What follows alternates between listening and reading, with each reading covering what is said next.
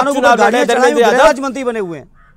धर्मेंद्र यादव आप आजमगढ़ से चुनाव लड़ रहे हैं, आपके खिलाफ दिनेश लाल यादव यानी निरहुआ उतरे हुए हैं, जो कि एक बड़े गायक भी हैं, बड़े अभिनेता भी हैं, लास्ट टाइम भी चुनाव जीते थे जो बाई इलेक्शन हुआ था, और बीजेपी ने 400 का लक्ष्य रखा है। और निरहुआ कह रहे हैं कि आजमगढ़ और 400 सीटों का जो लक्ष्य है वो ए से शुरू होगा और आजमगढ़ से शुरू होगा। मोदी की झोली में आजमगढ़ की सीट जाएगी, निरहुआ ये कह रहे हैं।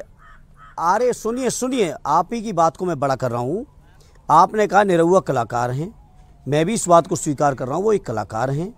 और जैसा हम और आप सब जानते हैं, कलाकार लोगों को स्क्रिप्ट दी जाती है कि मंचन करो इस स्क्रिप्ट के ऊपर। तो निरहुआ जी की स्थिति वही है, वो मंचन कर रहे हैं, बीजेपी के लोग स्क्रिप्ट लिख रहे हैं।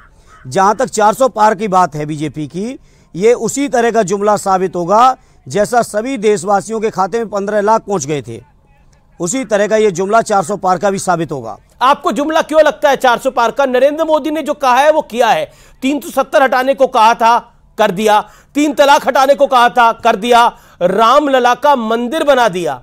और अब कह रहे हैं, उन्होंने लास्ट टाइम बोला 300 पार, सबने मजाक उड़ाया। उससे पहले कहा कि हम बहुमत अपने दम पे लेके आएंगे, सबने मजाक उड़ाया। आज वो कह रहे हैं 400 पार एनडीए और 370 पार बीजेपी। और ओपिनियन पोल भी यही बता रहे हैं कि बीजेपी को एक बड़ी जीत मिल सकती है, सिर्फ उत्तर प्रदेश में नहीं, पूरे देश में। देखिए, ओपिनियन पोल क्या बता रही है, मीडिया क्या बता रही है, हम उन बातों में नहीं जाना चाहते हैं जी, क्योंकि हम लोग जमीन पे हैं। और ये 400 पार का नारा, जैसे बीजेपी जो मोदी जी की आपने कुछ बातें गिनाई, मैं उन्हीं मोदी जी की बातों को गिना रहा हूं जिसका आप जवाब नहीं दे रहे हैं। मोदी जी ने कहा था कि हर साल 2 करोड़ रोजगार मिलेंगे। मोदी जी ने कहा था सबके खातों में 15 लाख पहुंचेंगे। मोदी जी ने ही कहा था किसानों की आमदनी दूनी होगी। मोदी जी ने ही कहा था डॉलर के मुकाबले पर रुपया मजबूत होगा। मोदी जी ने ही कहा था कि देश नहीं बिकने दूंगा। बताओ उसके बाद क्या हुआ? जी चलिए, मैं बातों को मैं दोहरा रहा हूं, क्योंकि आप 10 साल से वो शासन में हैं, 10 साल से वो राज कर रहे हैं। आज समय आ गया है उनकी समीक्षा का। चलिए, मैं और देश की जनता समीक्षा बिल्कुल, आप समीक्षा करना बिल्कुल काम है और समीक्षा होती भी है और गाय बगाए समीक्षा करनी भी चाहिए। लेकिन मेरा आपसे अगला प्रश्न है जो कि बड़ा महत्वपूर्ण है, और वो ये है कि समाजवादी पार्टी का 20 पन्नों का लगभग घोषणा पत्र है। आज अखिलेश यादव जी ने इसको प्रेजेंट किया, उसको मैं पढ़ रहा था। उसमें जातिगत जनगणना को लेकर एक बड़ी बात कही गई और पूरी जिम्मेदारी से वो बात की गई।